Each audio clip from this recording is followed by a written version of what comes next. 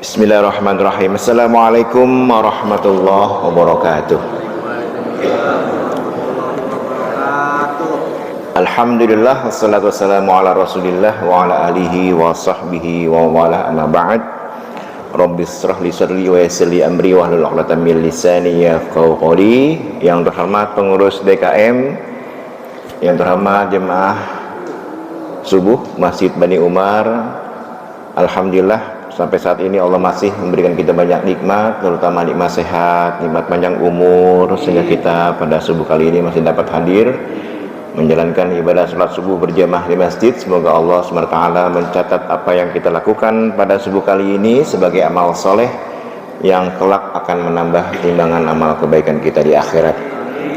Salawat dan salam senantiasa tercurahkan kepada kekasih kita, junjungan kita Nabi besar Muhammad sallallahu alaihi wasallam beserta keluarga dan para sahabatnya, dan semoga kita kelak di yaumil qiyamah mendapatkan syafaatnya. Amin ya rabbal alamin. Jemaah salat subuh yang dirahmati Allah, materi kita pada subuh kali ini yaitu tentang kisah Nabi Musa di dalam surat Toha. Kisah Nabi Musa di dalam surat Toha. Sebelumnya saya ingin menjelaskan Al-Quran, jemaah sekalian. Al-Quran kan terdiri dari 30 juz, 114 surat, 6.000 sekian ayat. Ada persen ulama tentang jumlah ayat. Ada 77.400 kata. Imam Syafi'i pernah menghitung ada 1.020.000 huruf. Dari sekian banyak ayat dalam Al-Quran itu, maka Al-Quran terbagi menjadi 3 bagian. Al-Quran terbagi menjadi 3 bagian. Yang pertama, bagian pertama yaitu tentang tauhid, keesaan Allah. Umumnya ayat-ayat yang berhubungan dengan tauhid turunnya itu di Mekah, Makkiyah namanya.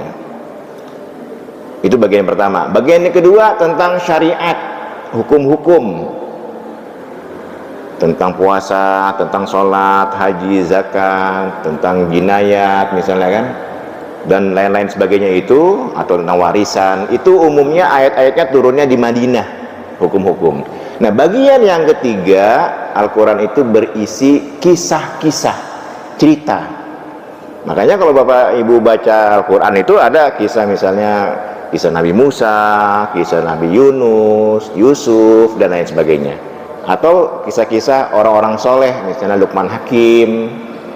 Ya, jadi sepertiga itu adalah cerita Al-Quran itu. Nah, cerita yang paling banyak di dalam Al-Quran adalah kisah Nabi Musa.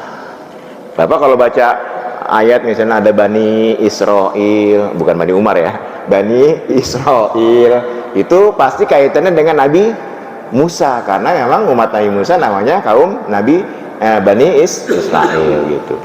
Nah, sekarang saya ingin menjelaskan kisah Nabi Musa itu khususnya dalam surat Toha. Jadi karena dia banyak, ada dalam surat Al-Baqarah, ada dalam surat Al-Qasas, ada yang dalam surat Syu'ara, dan lain sebagainya. Kisah Nabi Musa itu terletak dalam banyak surat.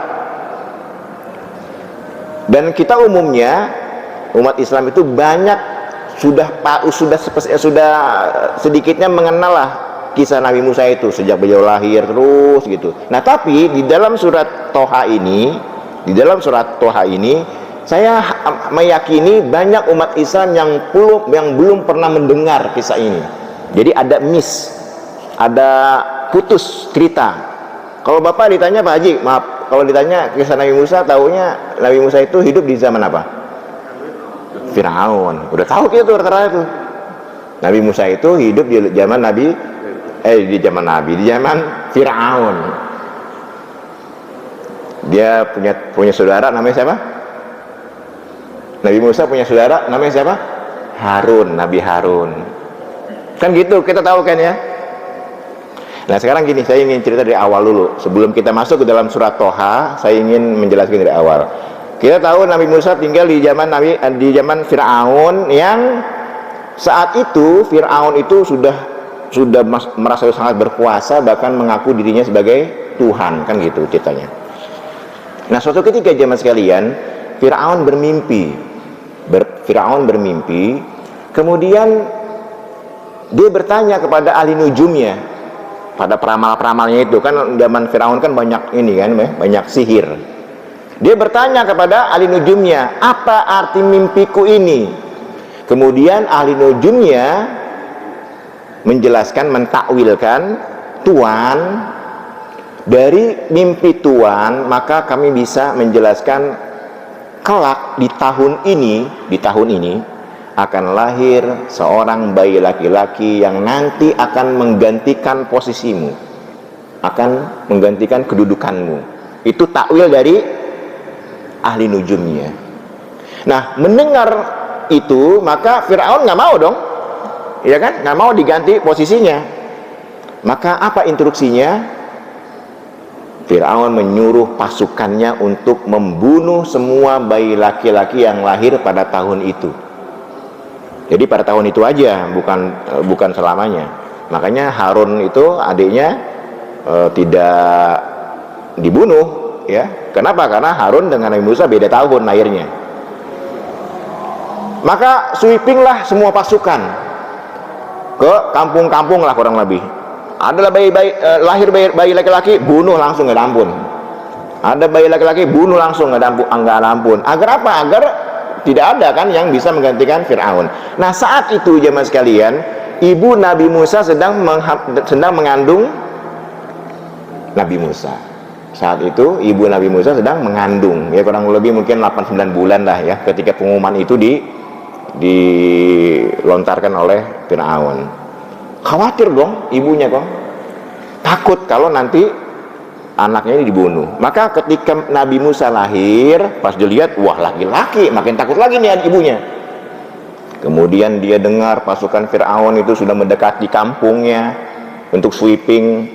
Maka saat itu di dalam surah Al-Qasas dijelaskan, ibu Nabi Musa berdoa pada Allah ketika pasukan Firaun mendekati gang rumahnya, gitu kurang lebih ya ilustrasinya. Maka ibu Nabi Musa berdoa, ya Allah, selamatkan anakku, jangan sampai ini ketahuan oleh pasukan Firaun. Maka apa kata Allah? Dijelaskan dalam Al-Quran, alqihi fil yam. Kalau anakmu ingin selamat, hanyutkan dia ke, oh bukan, sebelumnya gini, ketika pasukan Firaun mendekati rumah Nabi Musa, Allah memerintahkan ibunya, ardi'ihi, susui anakmu.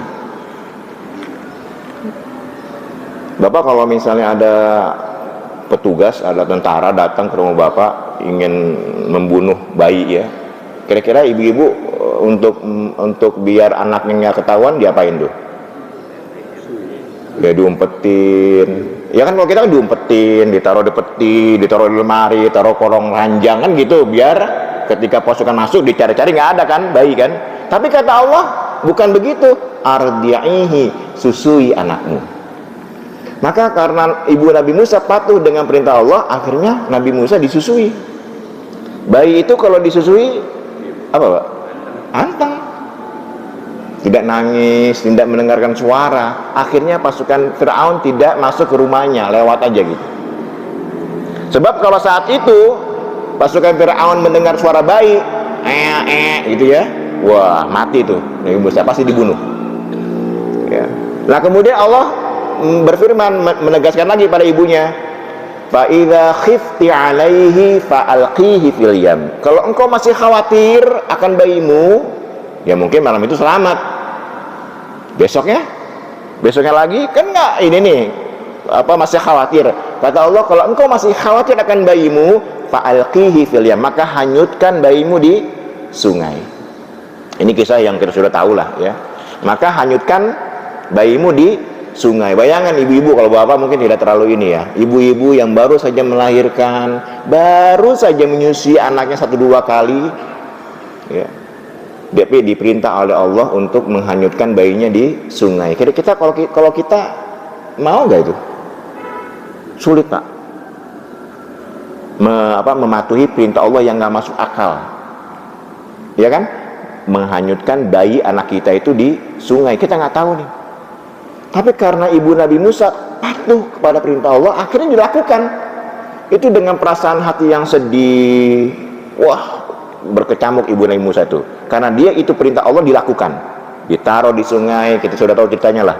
Kemudian menghanyut, ternyata, dan itu disuruh oleh ibu Nabi Musa, kakaknya Nabi Musa untuk mengikuti, kakak atau sepupu lah gitu, untuk mengikuti. Ini selamat gak anaknya? Takutnya jatuh mungkin kan, keranjangnya itu. Akhirnya pas dilihat, tibalah sungai itu ternyata menuju ke istana Fir'aun. Diambil oleh dayang-dayang, kemudian diserahkan kepada istri Fir'aun. Siapa istri Fir'aun namanya? Siti Asia. Jadi Fir'aun punya istri namanya Siti Asia. Dia seorang muslimah. Jadi Siti Asia itu seorang muslimah yang taat kepada Allah. Dia terpaksa menikah dengan Fir'aun, karena kalau tidak mau diancam orang tuanya akan dibunuh. Siti Asia itu, ya. Jadi dalam sebuah riwayat saya pernah membaca, dia berdoa pada Allah, ya Allah jauhi tubuhku dari sentuhan Fir'aun. Jadi Fir'aun itu kalau ingin berhubungan badan dengan Siti Asia, jin yang menjelma sebagai Siti Asia, ya. Jadi dia tidak tersentuh dengan Fir'aun. Dan Siti Asia ini salah satu wanita yang termulia dalam Islam. Itu lain Siti Khadijah, Siti Asia itu termasuk wanita yang mulia dalam Islam. Nah, singkat cerita, pas dilihat oleh Siti Asia ternyata laki-laki. Wah, ini kalau ketahuan Fir'aun ini bahaya, bisa dibunuh nih, ya. Dan akhirnya ya kita dulu pernah, guru SD saya pernah cerita, agar tidak ketahuan oleh Fir'aun, akhirnya bajunya dipakein baju wanita, baju anak perempuan gitu ya, biar nggak ketahuan gitu. Tapi akhirnya ketahuan juga oleh Fir'aun dan ingin dibunuh. Tapi Siti Asia saat itu merayu Fir'aun, ya, sehingga Fir'aun menyetujui untuk tinggal bersama dengan Siti Asia. Kata Siti Asia, jangan kau bunuh anak ini dalam Al-Quran, ya. Jangan kau bunuh anak ini. Siapa tahu dia menjadi pelipur laraku, penghibur, jadi qurrata ayun, jadi menjadi penyejuk mataku. Karena Fir'aun cinta kepada Siti Asia, akhirnya disetujui, dipelihara Nabi Musa di dalam istana. Bayangin jemaah sekalian, tinggal di istana, tempat teraman saat itu, ya kan? Sementara bayi-bayi laki-laki yang lain di luar itu sedang dibunuh-bunuhin itu. Allah mempunyai skenario untuk menyelamatkan bayi Nabi Musa. Memang awalnya menyakitkan, ibunya harus berpisah dengan anaknya. Tapi mengikuti perintah Allah, akhirnya Nabi Musa aman tinggal di dalam istana.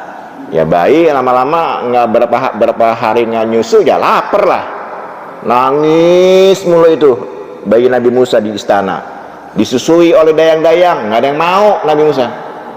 Susui nama ini nggak mau, di sini nggak mau. Kalau bayi bapak punya anak bayi, terus disusui oleh saudaranya, misalnya oleh adik bapak, bayi itu mau nete gak? Mau, ya kan? Bayi itu kan mau nete sama siapa aja.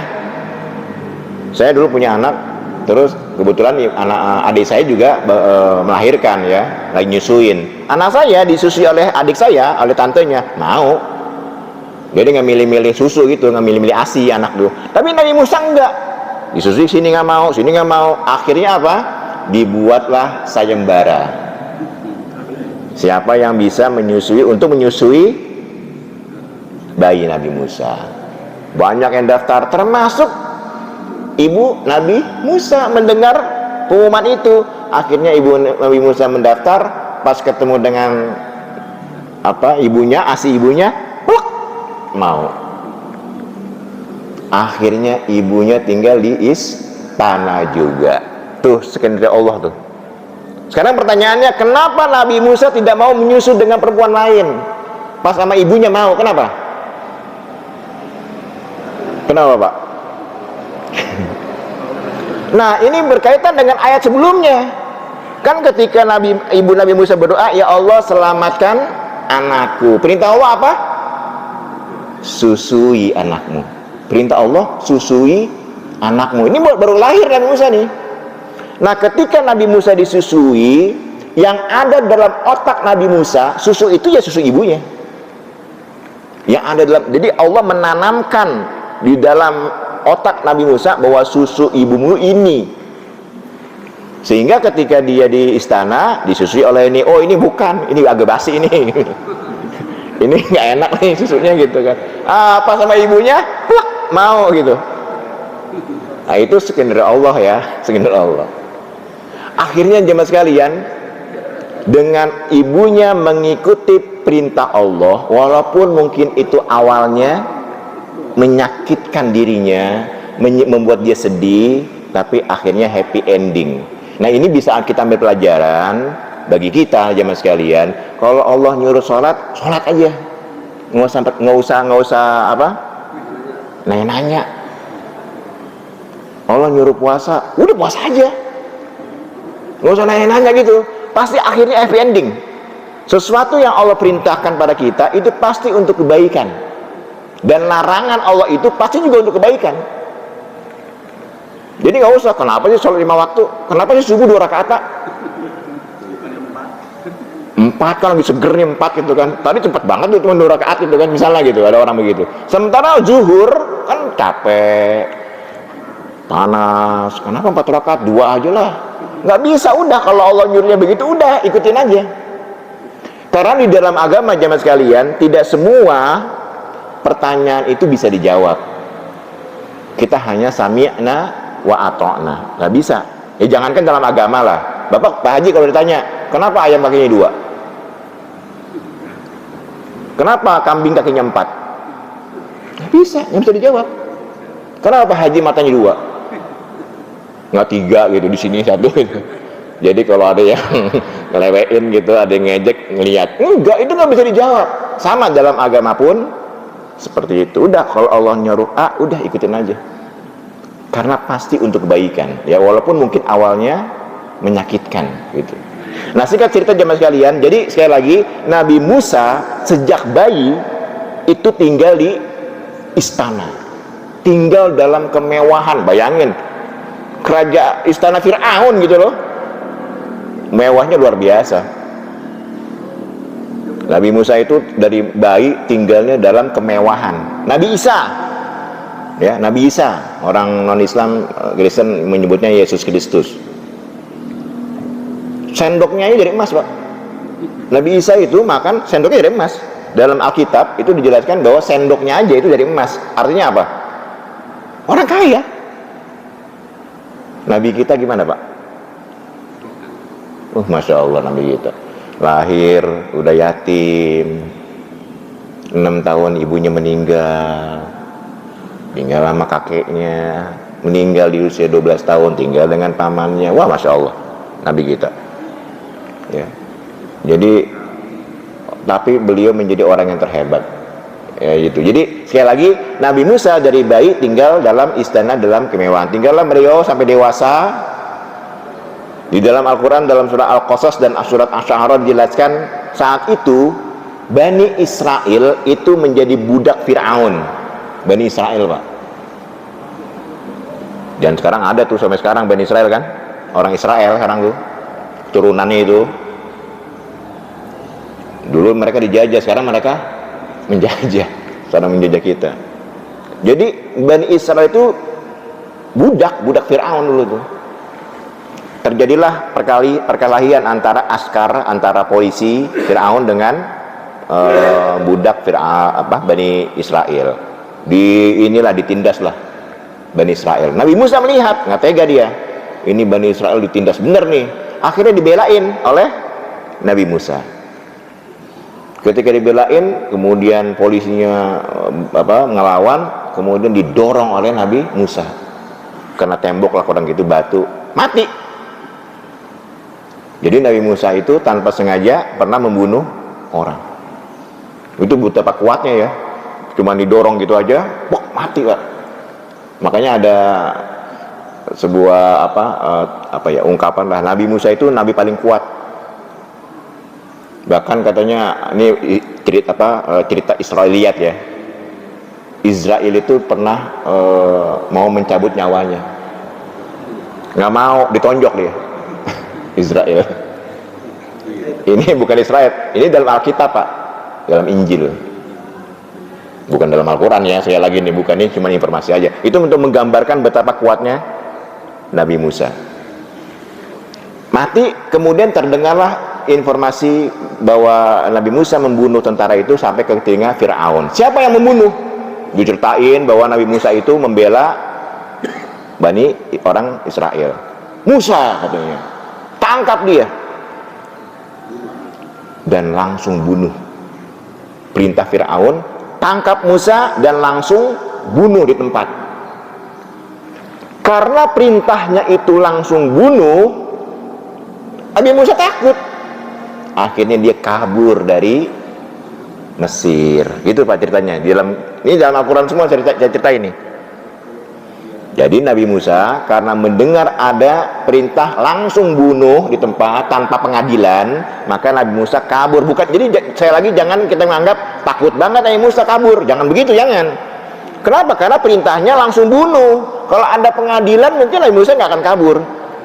Karena langsung bunuh, akhirnya kabur beliau ke daerah Madian namanya, jadi Mesir. Jalan ya Pak. Bayangin Pak, Nabi Musa ketika kabur itu hanya menggunakan pakaian yang dipakainya itu. Di tengah jalan sekian puluh kilometer dia lari kan, kabur gitu, ngumpet, tidak mau ke istana lagi. Akhirnya di tengah jalan setelah beberapa hari di padang pasir,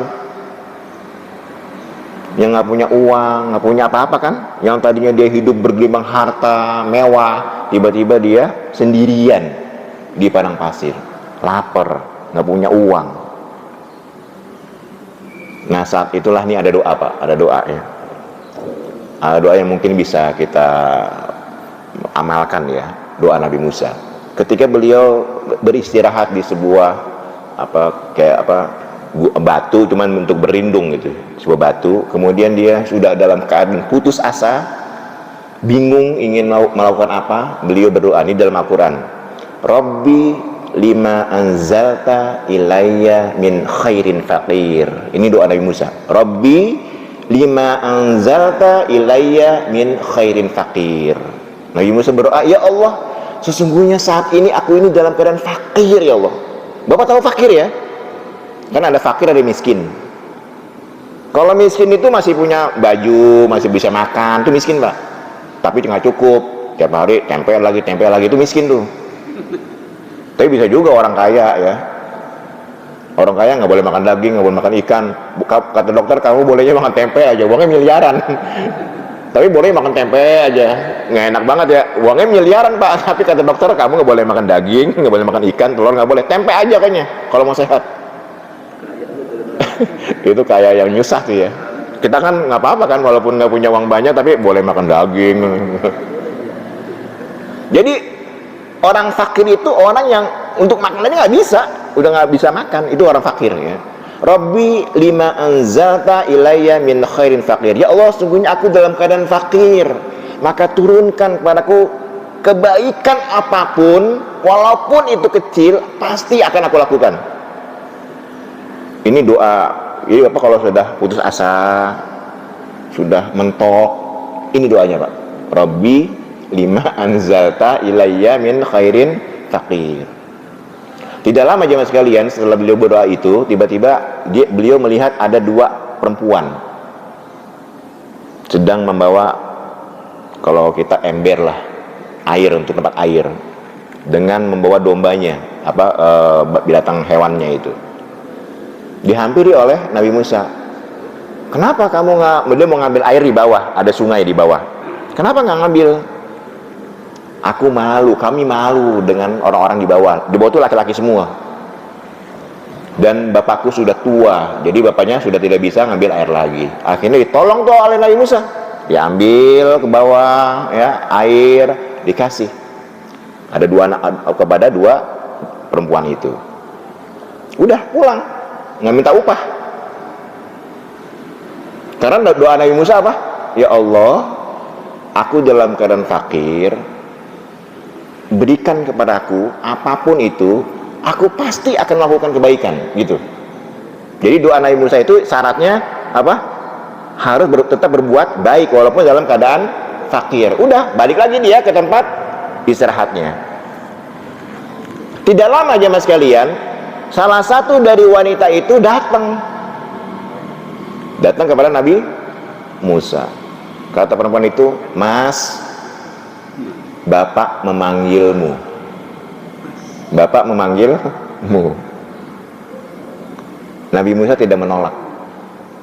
Akhirnya Nabi Musa mengikuti, ya, diajak ke rumah perempuan itu.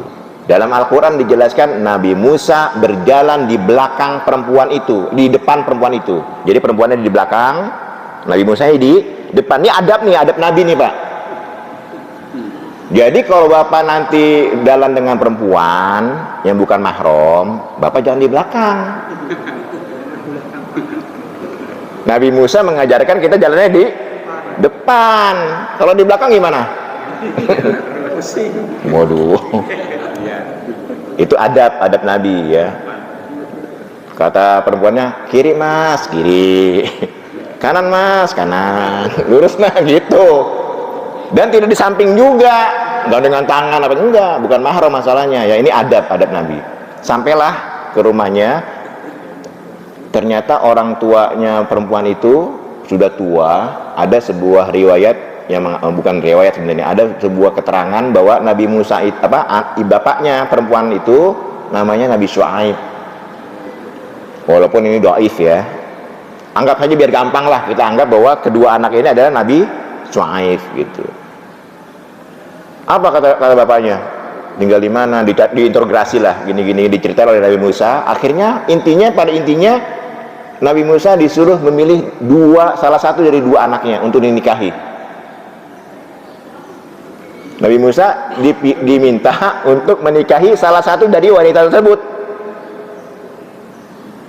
Ya, nikahlah, kan?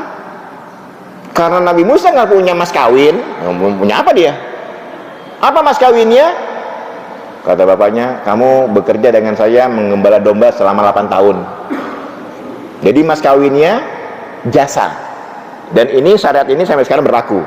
Jadi bapak kalau mau nikah lagi, kalau mau nikah gitu, nggak punya uang, boleh tuh mas kawinnya jasa, ngajarin Quran misalnya gitu, ya. Walaupun yang baik adalah barang yang berharga, tapi nggak apa-apa, boleh. Termasuk menjaga ruko. Kalau dulu kan Nabi Musa kan mengembala domba 8 tahun. Akhirnya Nabi Musa tinggal di rumah mertuanya dan bekerja sebagai mengembala domba. Bayangin nih Pak nih, doa yang tadi Nabi Musa baca. Nabi Musa itu baca doa tuh kira-kira menjelang zuhur. Rabbi lima anzalta ilayya min khairin faqir. Itu baca mungkin menjelang zuhur lah, dua lah, jam 10-an dia baca.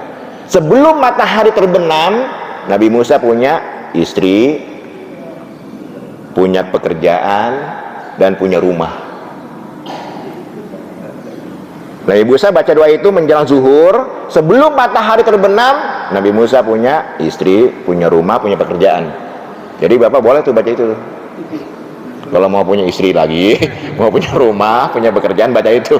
Rabbi lima anzalta. Tapi ini sekali lagi doa itu dalam keadaan putus asa sekali, ya. Tinggallah akhirnya Nabi Musa dengan mertuanya mengembala domba selama 8 tahun. Digenapkan oleh Nabi Musa selama 10 tahun. Jadi 10 tahun. Dalam Al-Quran dijelaskan 10 tahun digenapkan.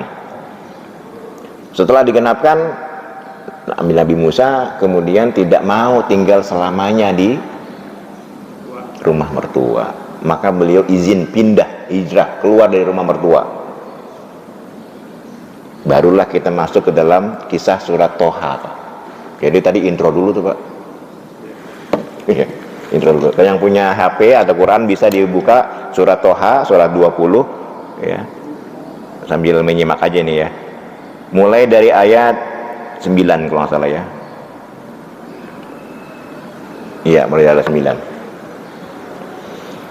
Jadi sekali lagi ketika Nabi Musa sudah tinggal di rumah mertuanya, 8 tahun kemudian sebagai mas kawin, kemudian digenapkan menjadi 10 tahun, akhirnya Nabi Musa keluar dari rumah mertuanya. Artinya ini mohon maaf ya, Nabi Musa mengajarkan kita sebagai laki-laki Pak, kalau boleh tinggal mertua boleh, tapi jangan jangan selamanya gitu. Nabi Musa mengajarkan kita begitu ya, tapi nggak jadi masalah. Dan umumnya dari kisah Nabi Musa ini kita bisa diambil pelajaran, kalau nanti anak bapak misalnya nikah, bapak menikahkan anak nih, cenderung kalau laki-laki tinggal di rumah mertua itu jarang ada masalah. Laki-laki tinggal di rumah mertua itu jarang ada masalah. Yang jadi masalah itu kalau perempuan tinggal di mertua, itu masalah ya. Makanya kita sebagai orang tua nanti nih, kalau kita punya anak perempuan, jangan anak perempuan kita dibawa ke rumah mertuanya, paksa suaminya, kamu tinggal di sini gitu, kalau belum punya rumah. Kenapa? Kalau anak perempuan kita tinggal di rumah mertua, masalah nantinya ya ini mah ya umumnya ya, walaupun ada juga yang harmonis, tapi dari kisah Nabi Musa itu kita diajarkan seperti itu. Maka keluarlah Nabi Musa membawa keluarganya. Di dalam Al-Quran tidak dijelaskan, berapa anaknya, tapi kalau di dalam ayat ini ya, di dalam mulai dari surat Thaha ayat 9, Allah berfirman, bertanya pada kita, wahal ataka hadithu Musa, kata Allah, pernah kalian mendengar kisah Nabi Musa? Bapak pernah nggak mendengar kisah Nabi Musa? Pernah nggak? Ya barusan saya jelasin. Pernah ya Allah, gitu jawabnya. Kan kita baca Quran, wahal ataka hadithu Musa, iya pernah ya Allah, gitu. Pernah kita mendengar Nabi Musa. Tapi kata Allah, oh enggak, ini bukan cerita yang kamu dengar, ini beda lagi nih, gitu kurang lebih. Kemudian Allah berfirman, idh ra'a naron faqala li ahlihim kuthu. Thaha ayat 10 sekarang.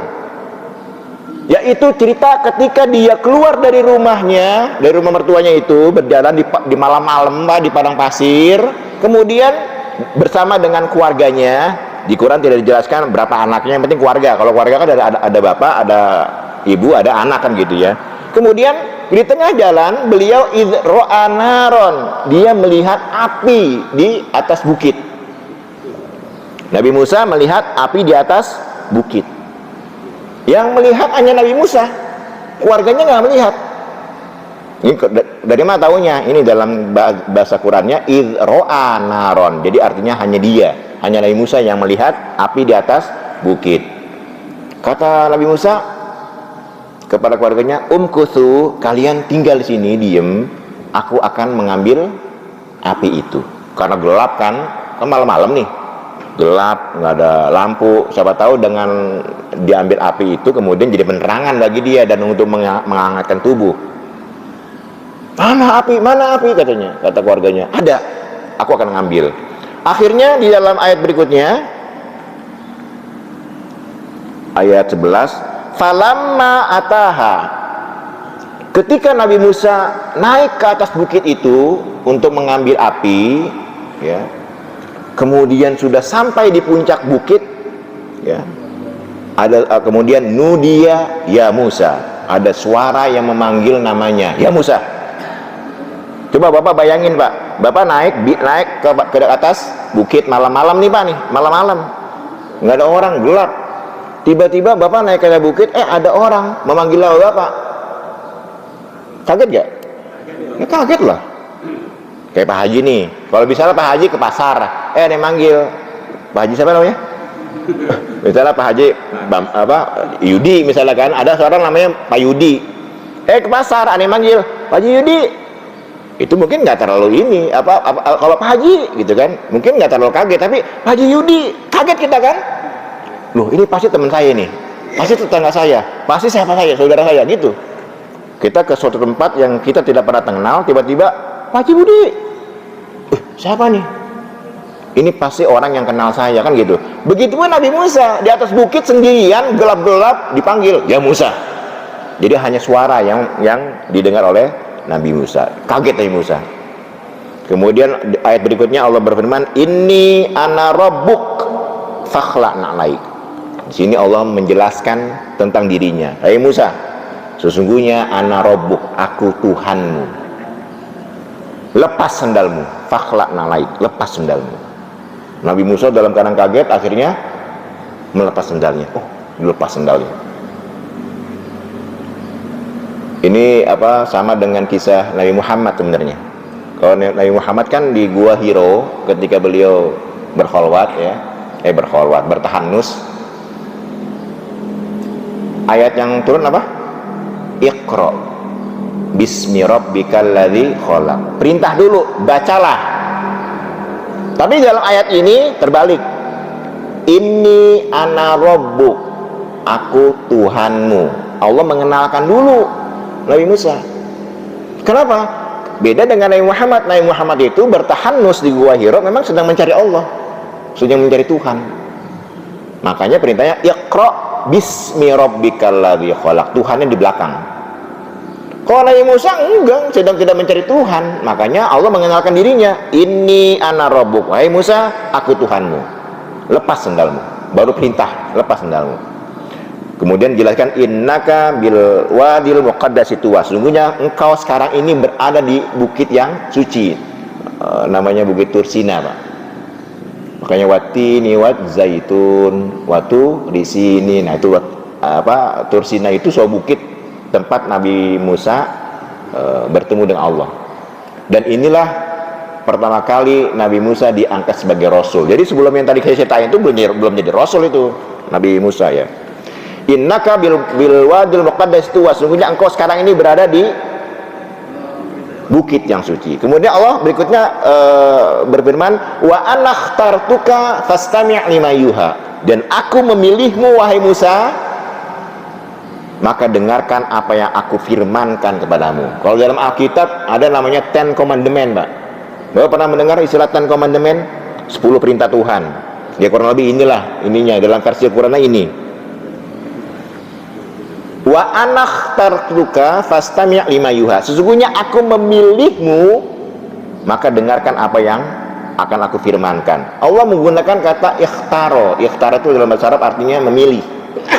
Memilih itu dalam bahasa Arab banyak, ada istofa, banyak kata-katanya. Tapi Allah lebih memilih menggunakan kata ikhtaro.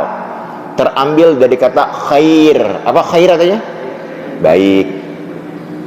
Artinya selama ini, Pak, setelah Nabi Musa membunuh, itu Nabi Musa itu merasa dirinya bersalah, berdosa. Itu mengganggu pikiran Nabi Musa. Aduh, aku pernah membunuh. Walaupun nggak sengaja, dia bersalah itu.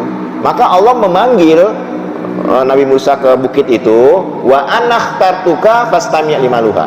Aku memilihmu wahai Musa karena sebenarnya engkau itu baik. Membunuhmu itu nggak sengaja dan sudah diampuni gitu. Itu melegakan hati Nabi Musa, bahwa Nabi Musa itu sudah diampunilah, kurang gitu ya. Wa ana ikhtartuka fastami' lima yuha.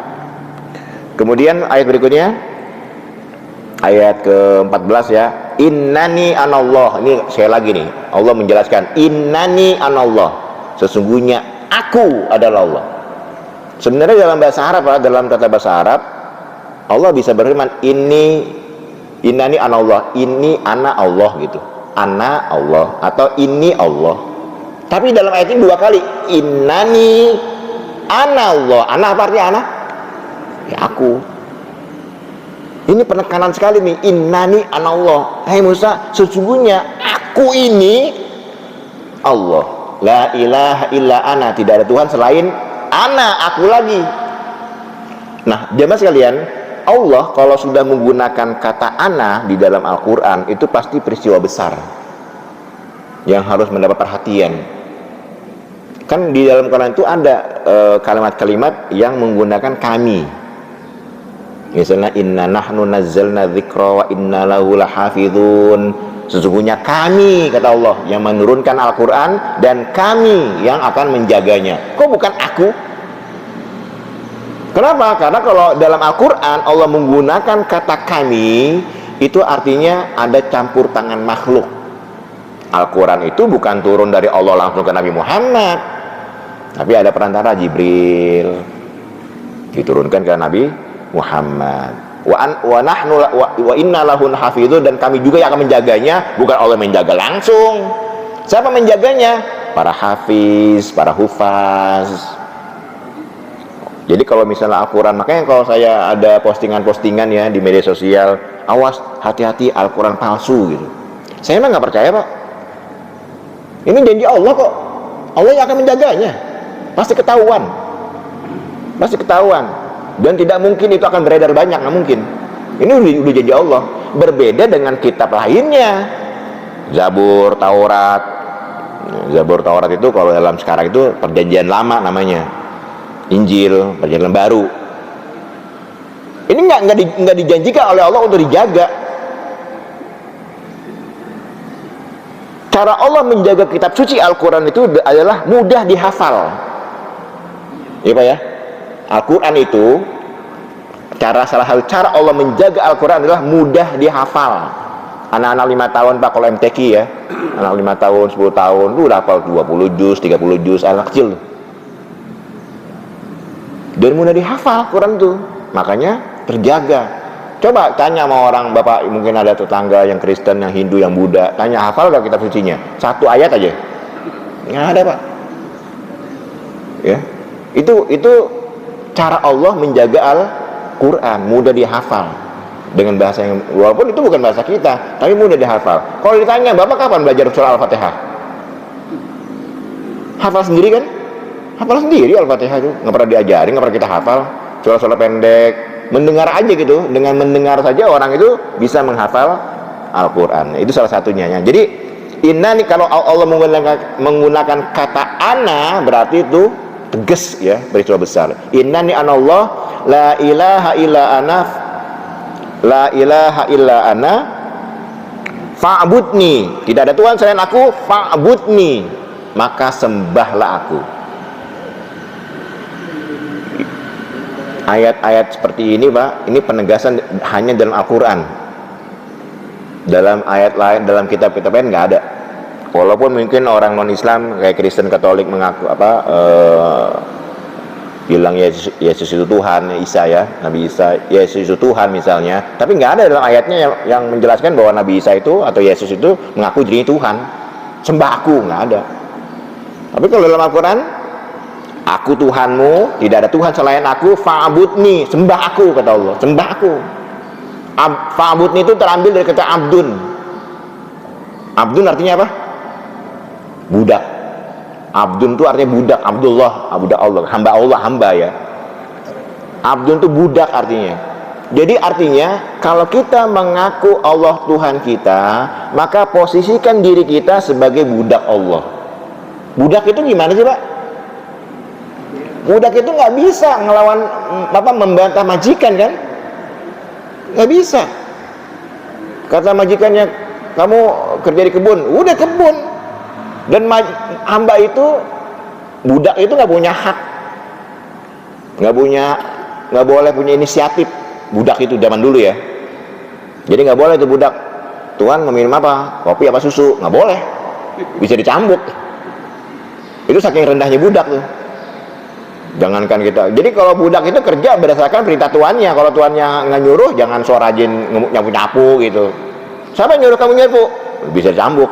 Itu budak dulu ya, zaman dulu. Nanti mungkin dalam surat Al-Fatihah kita bisa belajar itu. Jadi posisi ketika kita menyembah Allah, posisikan kita sebagai budak. Yang Allah perintahkan apa saja, sami'na wa ata'na, itu. Nggak usah neko-neko gitu. Sholat ya udah sholat lah. Walaupun mungkin kita ngantuk, udah karena Allah yang nyuruh, udah sholat. Fa'budni, maka sembahlah aku. Wa aqimis sholata li dzikri. Wah, ini subhanallah nih. Dan dirikanlah sholat untuk mengingatku, kata Allah. Jadi sholat itu sudah ada sejak dulu, sejak Nabi Musa, bahkan sejak Nabi Adam. Sholat itu sudah ada sejak Nabi Adam, dan Nabi Musa juga disuruh wa aqimis sholata li dzikri, tujuannya untuk mengingat Allah. Dirikan sholat untuk mengingatku. Cuman teknis pelaksanaan sholatnya tidak seperti kita. Kalau kita kan sholat 5 waktu, itu adanya sejak kapan? Isra Mi'raj.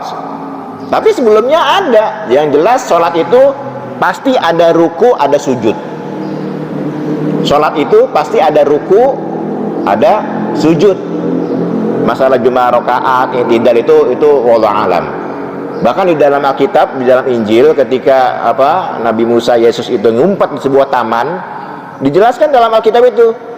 Kemudian Yesus meletakkan dahinya ke tanah, berdoa kepada bapaknya. Kalau meletakkan dahi ke tanah apa? Lagi ngapain? Ya sujud lah. Dia lagi sholat. Nabi Isa sedang sholat, bermohon pada bapaknya, pada Allah maksudnya. Ya, gitu. Jadi semua nabi sholat, ya, termasuk kita sekarang ini 5 waktu. Wa aqimis sholata lidzikri. Jadi untuk mengingat Allah, saya sangat yakin kalau misalnya sekarang ini kita umat Islam, karena sholat 5 kali sehari minimal, maka nggak mungkin dia lupa Allah kalau sholatnya benar. Dan nggak mungkin ada orang Islam yang korupsi, nggak mungkin. Yang berbuat, nggak ada umat Islam yang berbuat maksiat kalau sholatnya benar loh. Kenapa? Ini kita subuh nih, sekarang bapak kan masih ingat Allah kan? Ya orang baru sholat subuh masih ingat banget nih, iman kita lagi tebel nih kan. Kerja nanti misalnya jam 10 mau korupsi, niat mau korupsi nih pak nih. Nauzubillah ya. Azan zuhur, ingat lagi. Habis makan siang, wah niat lagi menyolong, asar gitu. Jadi kalau orang umat Islam, orang Muslim dia sholatnya benar 5 waktu, dia pasti selalu ingat Allah dan selalu setidaknya lebih terhindar untuk berbuat maksiat, ya. Karena memang sholat itu tujuannya kata Allah untuk mengingat Allah. Wa aqimis sholata lidzikri. Kemudian berikutnya, inna sa'ata atiyatun. Oh iya, saya ingin jelaskan. Ketika Allah berfirman ini, Nabi Musa di mana? Ketika Allah ngomong ini nih, Nabi Musa di mana? Lagi di bukit, diem aja. Masih ketakutan, Mbak, Nabi Musa itu. Ini siapa nih? Allah, Tuhan. Wah, dia iya, ya Allah, iya gitu-gitu aja. Fa'bud nih, iya. Dalam keadaan takut Nabi Musa itu, bingung, ya. Wa aqimis sholata lidzikri. Kemudian inna sa'ata atiyatun. Ingat Musa, hari kiamat pasti akan datang. Ingat, dari zaman Nabi Musa Allah sudah mengingatkan hari kiamat pasti akan datang. Atiyatun dalam bahasa Arab itu sedang bergulir waktunya, mendekati. Apalagi zaman kita kan udah makin dekat aja nih kiamat. Inna sa'ata atiyatun akadu ukhfiha litujza kullu nafsin bima tas'a. Aku hampir menyembunyikan waktunya, tidak dikasih tahu kapan kiamat. Litujza kullu nafsin bima tas'a, agar setiap individu menyiapkan kedatangannya. Kan nggak ada yang tahu kiamat, Pak. Nabi aja nggak tahu, malaikat aja nggak tahu. Jadi malaikat yang meniup sangkakala siapa? Israfil. Israfil sekarang tugasnya ngapain, Pak? Ngelapin trompet. Israfil aja yang meniup trompet itu sangkakala ketika kiamat nggak tahu kapan waktunya. Dia mah nunggu perintah aja. Israfil, tiup, udah tuh. Jadi nggak tahu, hanya Allah yang tahu. Tapi jadi Allah menyembunyikan kapan waktunya. Kenapa disembunyikan? Agar setiap kita individu menyiapkan kedatangannya. Jangankan kiamat, Pak, kematian, Pak. Kematian kan nggak ada yang tahu. Ya kan, Pak ya, Pak Haji ya? Kan nggak ada yang tahu kita mati nih. Coba kalau kematian seseorang dikasih tahu, gimana? Kalau kematian dikasih tahu kepada kita, fulan kamu mati sekian, kamu mati tanggal sekian, kamu mati tanggal sekian, gimana tuh? Wah, dunia nggak tenang, Pak. Nggak tenang dunia itu. Artinya orang yang tahu matinya masih lama, udah deh korupsi maksiat aja. Nanti setahun lagi mau mati baru taubat. Pas setahun lagi mau mati, jadi ke masjid aja. Jadi kita bisa tahu yang di masjid itu orang yang mau mati. Ya kan, yang datang ke masjid itu pasti orang yang mau mati nih. Nggak ada yang tahu. Jadi memang dibuat agar kita siap-siap. Itu kan kiamat, mati itu kan kiamat kecil. Ya, apalagi kiamat besar nanti tidak ada yang tahu. Tapi Allah akadu hampir menyembunyikan. Tapi kita tahu dari hadis ada tanda-tanda. Misalnya munculnya gedung-gedung bertingkat kata Nabi kan. Sekarang udah banyak, Pak. Udah banyak. Itu tanda-tanda kecil kiamat tuh. Orang saling berlomba meninggikan bangunan. Bahkan bangunan paling tinggi sekarang di mana? Dubai, Al-Buruj ya. Jadi orang berlomba-lomba meninggikan bangun. Udah ada tanda-tanda itu. Adanya seorang pembantu yang hamil oleh majikannya, banyak gak?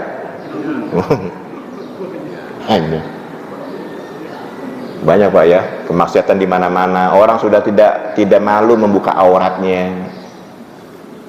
Ya kan? Itu tanda-tanda kecil kiamat. Tanda-tanda besarnya ketika matahari terlebih dari barat, udah gitu munculnya Dajjal. Nanti mungkin dalam kisah lain ada Dajjal, ada Yajuj, Majuj, Nabi itu banyak lagi dalam Al-Quran dia. Baik, berikutnya. Jadi sengaja Allah menyembunyikan hari kiamat. Ingat Musa, kiamat pasti akan datang. Kemudian berikutnya,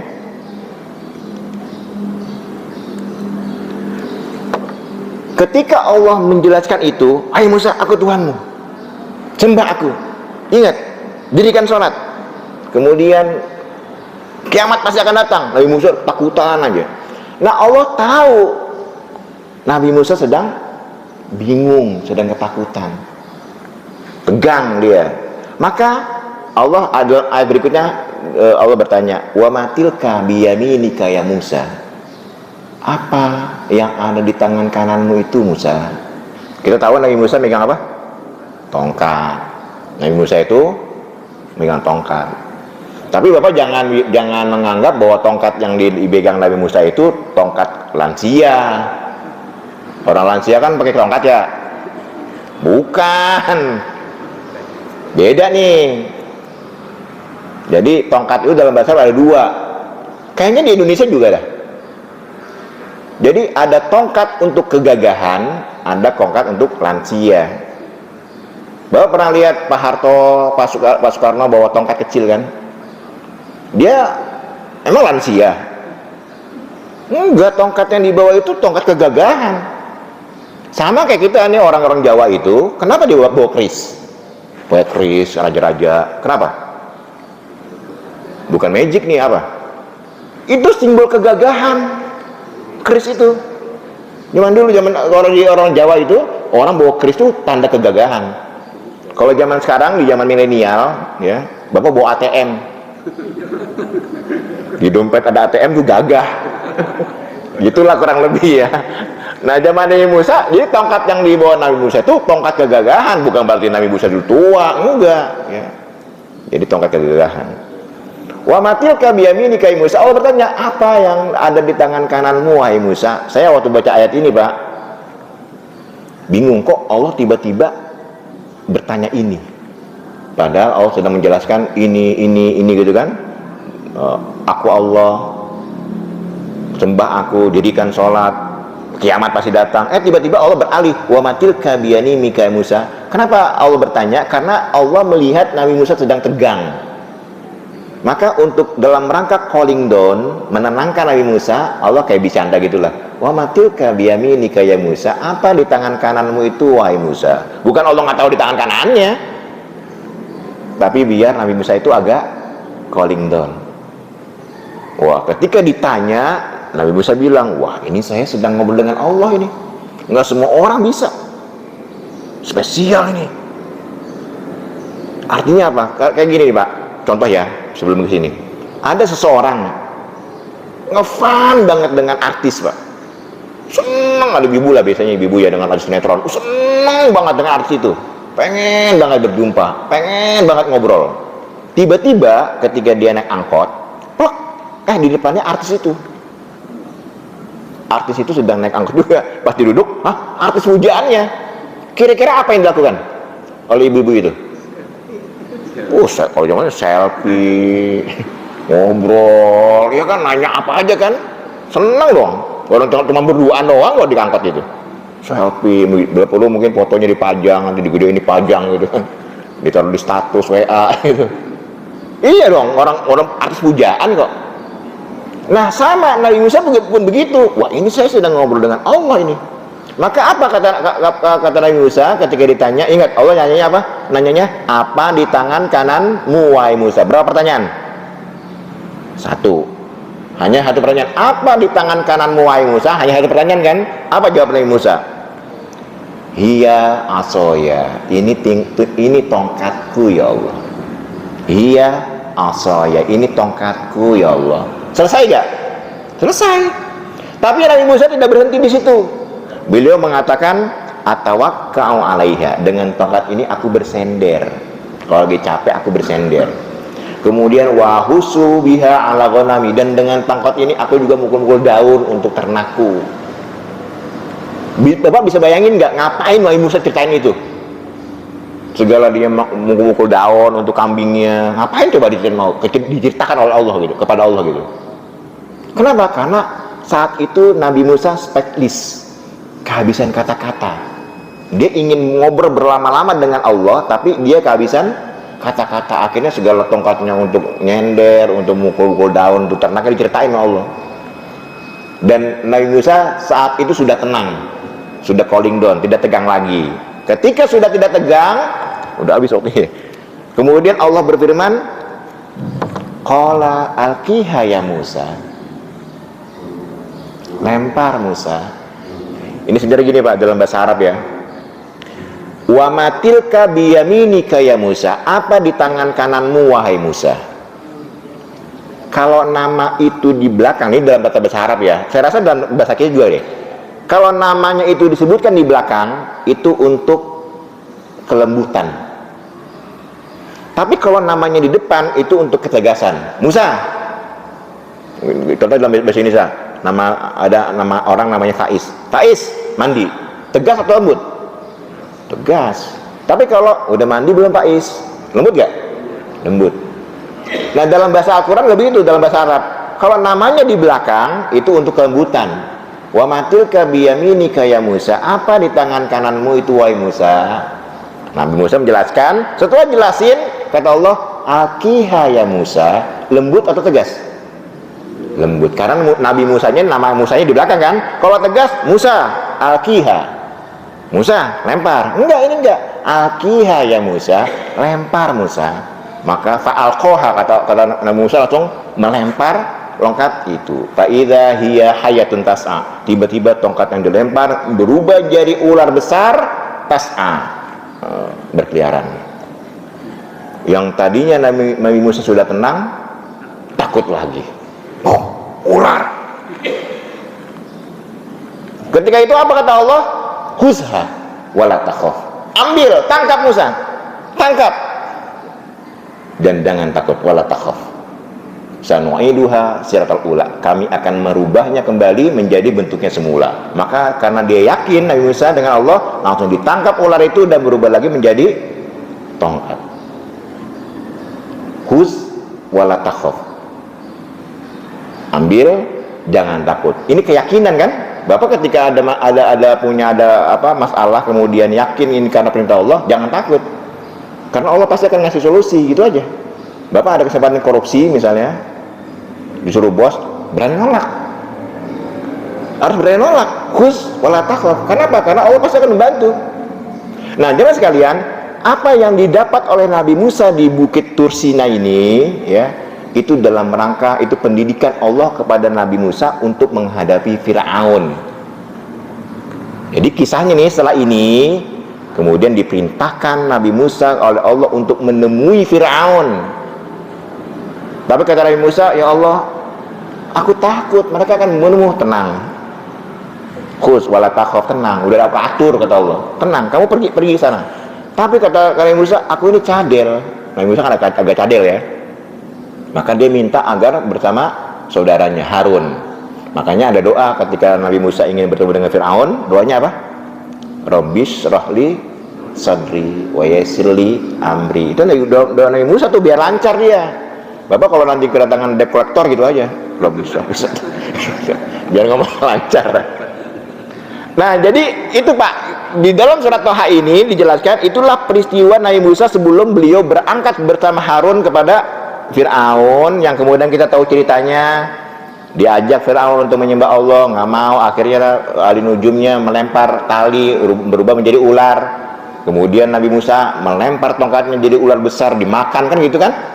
Kemudian akhirnya Nabi Musa menyelamatkan Bani Israel itu dari perbudakan Fir'aun, lari menuju Laut Merah, dipukul tongkatnya, terbelah menjadi dua, kabur Bani Israel. Itu ceritanya, ini nyambungin situ.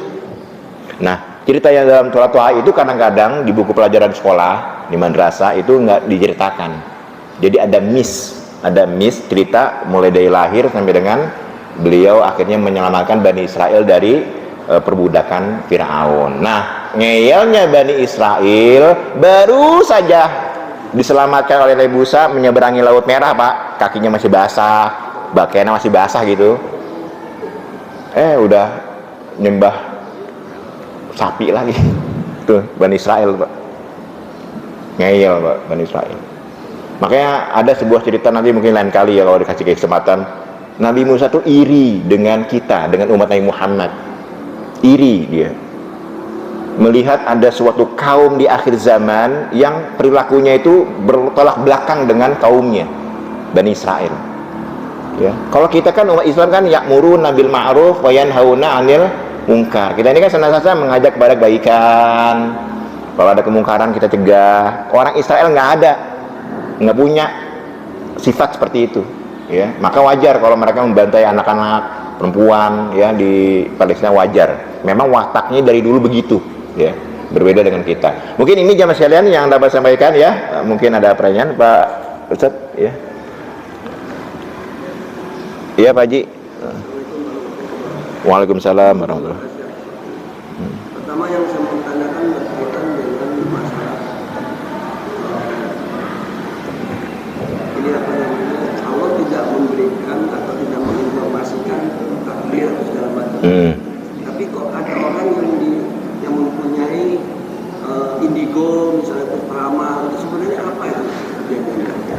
Iya, pertanyaannya kan tidak ada yang tahu takdir. Tapi kok kalau Pak Haji bertanya, ada orang yang punya indigo, seakan-akan dia mengetahui tentang masa depan. Itu bukan berarti dia tahu masa depan, Pak.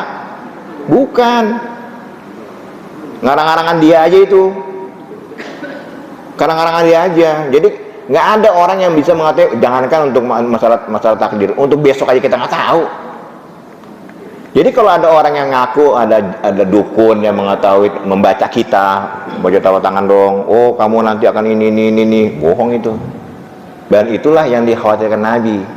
Man ata kahinan, kata Nabi, barang siapa yang mendatangi, hanya datang, mendatangi ahli nujum, tukang sihir atau peramal, ya, kahinan, maka 40 hari nggak diterima sholatnya. 40 hari nggak diterima, hanya datang aja tuh. Kemudian dia bertanya dan mempercayai, faqad kafar, kata Nabi, maka dia telah kafir. Ini hati-hati nih kita umat Islam nih, ya. Jadi jangan percaya yang kayak gitu-gitu, mau di indigo kayak apa, nggak ada, Pak. Kalau tahu mah Nabi udah tahu kok. Pasti yang lebih tahu itu pasti para nabi. Nabi sendiri nggak tahu tentang masa ininya, kecuali wahyu dari Allah. Makanya Nabi anaknya meninggal, anaknya mati, nggak tahu. Hanya Nabi itu informasi dari Allah bahwa cucumu kelak akan dibunuh. Tahu, karena itu informasi dari Allah, ya, takdir yang Allah tetapkan. Jadi tidak ada manusia yang bisa mengetahui takdir seseorang itu, dan itulah namanya takdir. Takdir itu kan sesuatu yang tersembunyi, yang tidak tahu. Tapi takdir itu bisa dirubah. Jadi takdir itu ada dua, ada takdir mubrom namanya, ada takdir mu'allaq. Takdir mubrom itu takdir yang tidak bisa dirubah. Bapak kenapa laki-laki? Saya maunya perempuan, biar bisa jandan. Nggak bisa, itu takdir mubrom. Karena nggak bisa ditentukan. Kenapa saya lahir sebagai orang Sunda, orang Jawa, orang Padang? Nggak bisa, itu takdir mubrom namanya, nggak bisa dirubah. Matahari kok dari timur ya, terbitnya di barat ya, itu mubrom. Nah, tapi ada takdir yang bisa dirubah, namanya takdir mu'allaq. Yang itu bisa dirubah sesuai dengan kapasitas diri seseorang. Kaya, miskin, itu bisa dirubah. Pinter, bodoh, bisa dirubah. Orang kalau mau kaya, usaha. Orang kalau mau pinter, belajar. Ya, kalau dia nggak belajar, ya bodoh. Itu takdir mu'allaq. Kalau dalam kita itu sunnatullah namanya. Ada ada kausalitas, ada sebab akibat. Ya, kita perempuan kalau mau cantik apa? Dandan. Jangan pakai daster aja, nggak cantik enggak. Tapi kalau laki kalau mau ganteng, ya pakai minyak wangi, pakai kumis, jenggot, pemeliharaan, itu bisa ganteng. Itu namanya takdir mu'allaq. Tapi kita nggak bisa menentukan kenapa saya lahir dari bapak itu ya. Saya kan kenapa saya dari orang suku Betawi ya. Saya kan pengennya orang Turki biar mancung. Nggak bisa, itu takdir mubrom namanya. Gitu Pak. Jadi kalau ada orang kayak Indo gitu, itu settingan aja itu. Nggak ada Pak, nggak ada yang tahu tentang hari esok kecuali Allah. Dan memang itu tugasnya setan. Dukun itu kan mas setan. Ya, bisikan-bisikan. Makanya ada sebuah penelitian orang-orang indigo itu harusnya ke psikolog. Ada yang rusak otaknya, ya gitu. Iya. Oh. Ini pemahaman masalah keyakinan. Jadi katanya kan semua nabi itu hidup sama Allah, percaya sama Allah. Jadi orang memperhatikan salah, ada yang memahami agama sama semuanya.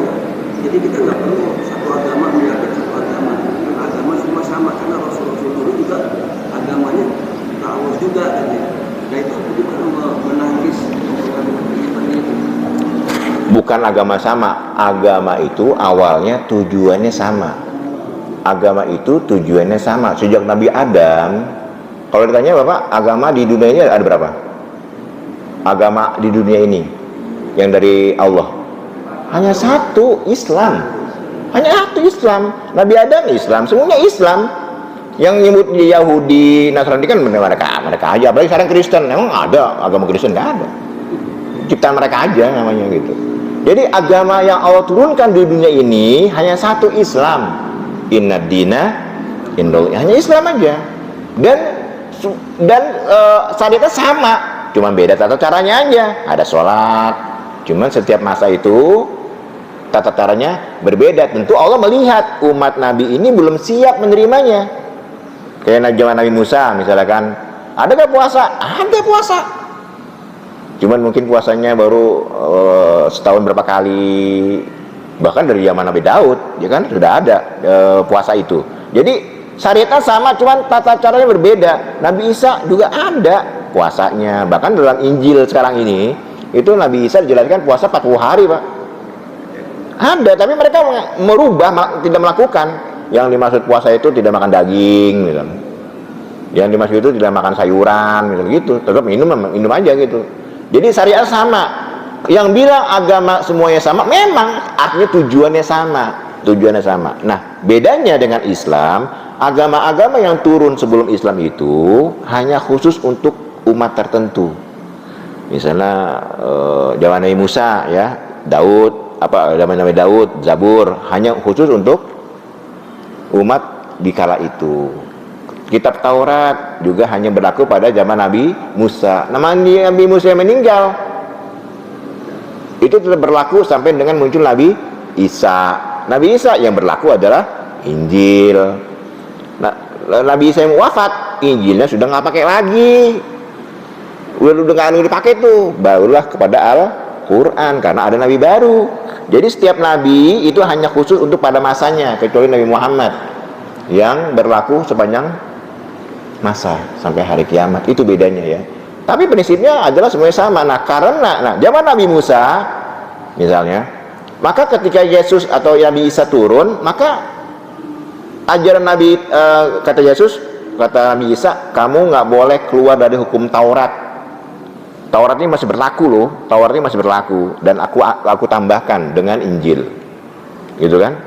Jadi artinya Taurat itu masih berlaku dan ditambah dengan Injil. Nah di zaman kita, di zaman Nabi Muhammad, ini udah nggak berlaku syariatnya, udah nggak berlaku, gugur, mahzub artinya, semuanya kembali kepada Al-Quran. Nah umat-umat yang tidak percaya Al-Quran berarti mereka umat-umat terdahulu, gitu Pak. Ya. Nggak ada yang sama lah, kalau yang sama enak bener. Beda lah kita sholat 5 kali. Ada yang sholat Pak, ada yang beribadah itu tergantung gerhana bulan.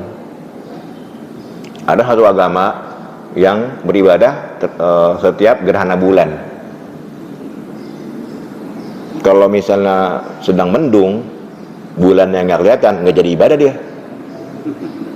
Bayangin udah sebulan sekali, pas bulan purnama ketutup awan, nggak jadi ibadah dia. Perek, enak bener, nggak puasa, beda lah. Jadi Islam agama yang sempurna, yang sudah paripurna, terakhir dan menyempurnakan ajaran-ajaran sebelumnya ya. Tapi kalau kita misalnya melihat ajaran Nabi Isa yang asli, ajaran Nabi Musa yang asli, bagus, semuanya sejalan dengan Al-Quran ya. Jangan baca yang sekarang kan udah dirubah-rubah itu Pak Haji ya.